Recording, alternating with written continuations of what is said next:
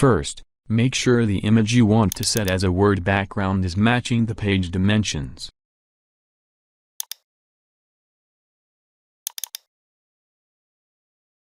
Go to the Design menu, then Page Color, and select Fill Effects.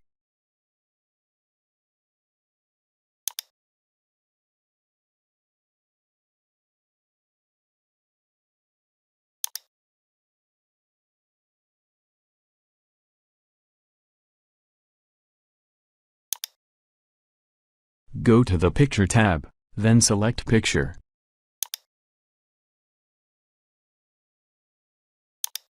Select from a file to locate it from your computer.